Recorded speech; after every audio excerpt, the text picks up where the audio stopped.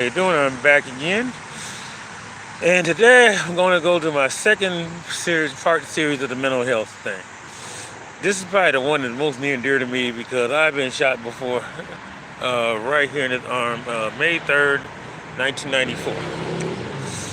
And I'm not going into details about something like this. The person who did this didn't do it, did it very quietly, did it under and secretly, and I think they had some issues of rejection.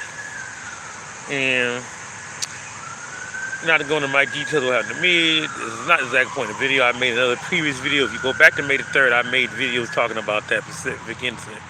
So you guys on any channel right here right now, I have them broadcast there already. Any channel you see this video on, go back to about exactly on May the 3rd. Okay. We want to talk about your mental health and guns. See, this whole thing today about Trump getting shot, let's be real. You have to be a plotting, psycho-demented person to do this. Now, I ain't saying Trump's totally innocent guy. He's a good guy. But nobody, under no circumstances, deserve to get shot and killed because of what they say or their political views. I get there's a lot of disagreement in this country, and so when this happens, there's going to be a lot of hot topic buttons. And the gun thing is this. Most people do stuff like this usually have something built their mind so crazy. It's an idea, a thought process going into most of this stuff. You're not just playing plotting. You're like somebody just say, hey, I lost it. Like example, we're here like the kid at Oxford, Michigan, about 40 miles north of where I live at, and the kid went to school, got bullied by the kid, mom getting the gun, and he just like, okay, this is the way we do it. He didn't know better. It was his mindset. He said, okay, I'm going to shoot up the school. Because he felt like this is an retaliated bully. I have an incident with a neighbor. Basically, he wanted to do the same thing because I had a conversation that he didn't agree with me with. I get that. No, he didn't shoot me. We ended up calling the police and had to get everybody to calm everything down. And basically, I'm never talking to this guy again. You can put money in the bank on that one.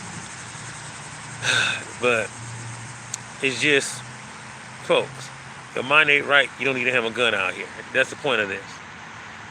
And I think our federal laws have done a bad job. Number one, me personally, just for the record, I'd rather them get rid of all the guns. Me personally, let's say nobody handles guns, but police make it stiff so nobody just don't just randomly pick up stuff because they get in situations or can't handle it. Two, people don't fist fight like they used to because now everybody think, well, okay, I don't fight, I won't grab a gun. I ain't gonna lie to you. Most people grab a gun. I would say more than 75% of them couldn't hold a fist fight up to anything for nothing. Number three, and the solution to some of this, we should have government sanctioned psychological evaluation if anybody wants to legally carry a gun once every 3 months. No questions asked. And you have a little grace period if you miss your appointment time when you get this thing.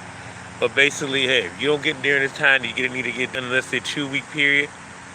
You don't need to revoke your gun license, get carried, and if you get caught carrying not doing nothing, it's going to be severe penalties. That's when you realize you come with something usually with a doctor, it was a severe medical condition. But at that point, still, you don't carry your gun until you get it straight.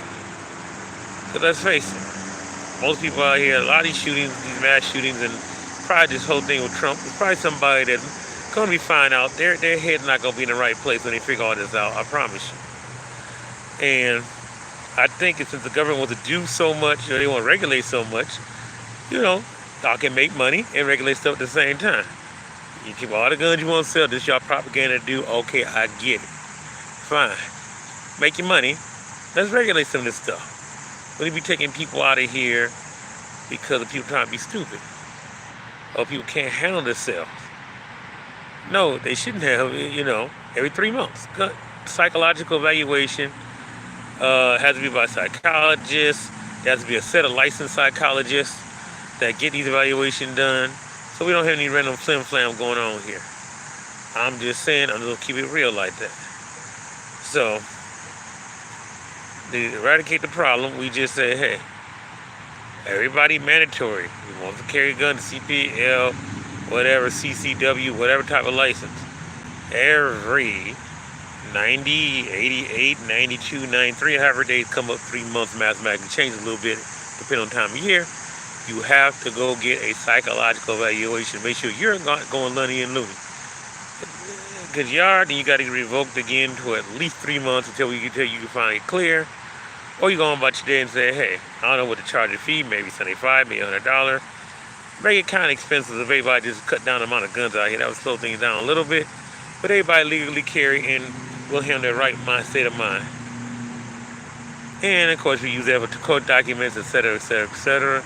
Making lecture fees, etc., etc., fund some other program, etc., etc., etc. This basically, it's just time. This should have been done a long time ago. All these gun laws got passed, everybody can carry. Especially this day and age, it probably should have done 40, 30, 40 years ago. With all these states individualizing their gun laws and gun rights. I mean, literally.